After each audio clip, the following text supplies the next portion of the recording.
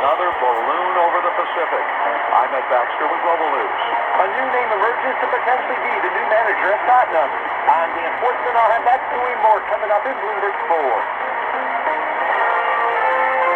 That's all straight ahead on Bloomberg Daybreak Asia, on Bloomberg 1130 New York, Bloomberg 99.1 Washington, D.C., Bloomberg 106.1 Boston, Bloomberg 960 San Francisco, Sirius XM 119, and around the world on BloombergRadio.com and via the Bloomberg Business app. A little after 9 in the morning in Hong Kong, we'll get the equity market up and running at the bottom of the hour after the holiday yesterday.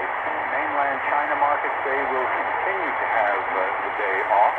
If you're joining from the region, good morning. I'm Doug Krisner at the Bloomberg Interactive Broker Studio in New York. And I'm Michelle Dermester in Singapore. And here's your reminder that Bloomberg Daybreak Asia is presented by Interactive Brokers. Interactive Brokers charges margin. In the six, the Shaw's and Star Market. Percent. Rate subject to change. Learn more at ibkr.com/compare. Doug, I guess if there's one thing that ran up the Fed this week, it's the good old-fashioned debt ceiling drama. And it's becoming good old-fashioned, isn't it? How are these issues playing out in markets today? You know, it's funny you should mention that. I think that may be one of the factors responsible for pushing U.S. Treasury yields up across the curve in the U.S. session. We didn't have much in the way of economic data. We did have factory activity contracting in the month of April for a sixth straight month. That would argue for lower bond yields. We also have the Fed meeting that will wrap up on Wednesday. 25 basis points in tightening is expected, and the Fed may indicate this is the last in its tightening cycle. But you have to wonder about the degree to which stress over raising the debt ceiling or not being able to is weighing on the bond market just a bit. We have a 2-year Treasury now at about 4.12.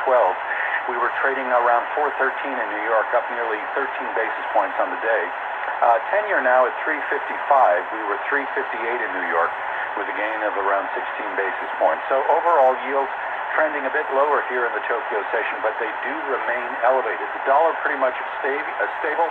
We do have a weaker yen here around 137.40 and a higher Nikkei with the Nikkei 225 up about 0.1%. The Kospi rising 0.6%. Different story in Sydney as we await the decision later today from the RBA. ASX 200 is down about 0.2%. We'll take another look at market action for you in about 15 minutes. All right, well, let's kick it off with the banking news of the day. JP Morgan Chase acquired First Republic Bank in a government-led deal.